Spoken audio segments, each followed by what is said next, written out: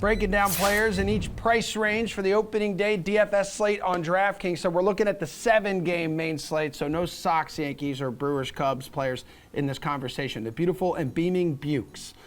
You're batting leadoff, my friend. Who's an infielder you like north of $4,500? Yeah, it's actually kind of interesting. There wasn't a ton of options that I was like, oh, I definitely need to get this guy in. But Pete Alonso at 4,800 really kind of Garion's very upset about that. He really kind of stuck out at 4,800 going up against Patrick Corbin in Washington. If you're the Nationals and your top ace, your top guy is Patrick Corbin, things aren't going to go well. It's not going to be a good season. Let me tell you that right away. But against righties, Patrick Corbin was absolutely abysmal. A 1.9 home run per 9 inning, 4.61 expected FIP, and a 4.01 WOBA against them. And then you look at what Alonso did against hitters with at least 150 plate appearances against lefties last season. His 325 isolated power was the 5th highest in the league. He absolutely smashes in these type of matchups, and against somebody like Patrick Corbin, who loves giving souvenirs to the fans with those baseballs flying out of the park, Alonso's a good guy to use for opening day. Presents for the people. Garion, why are you so upset about Steve's choice? Relax, man. I just figured this would probably happen, where literally the first baseball segment of the season, the first question, Steve and I have the same answer. So I had to listen really closely. Okay.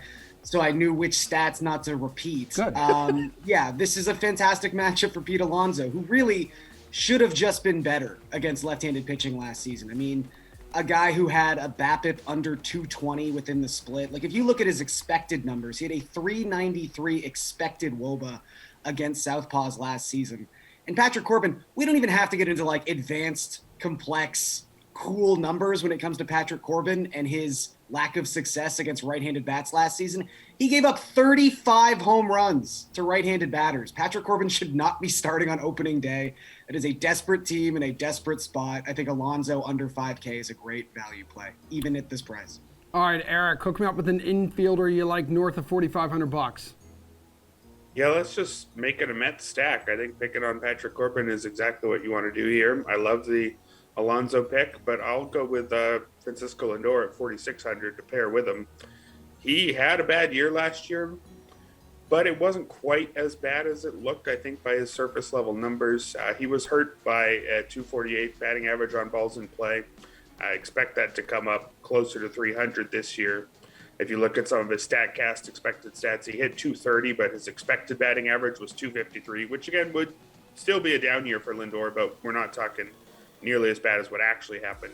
His slugging percentage was similarly about 40 points below the expected numbers per StatCast there. He did strike out more than ever before, but still just 18.3% of the time, and that came with a career high 11.1% walk rate.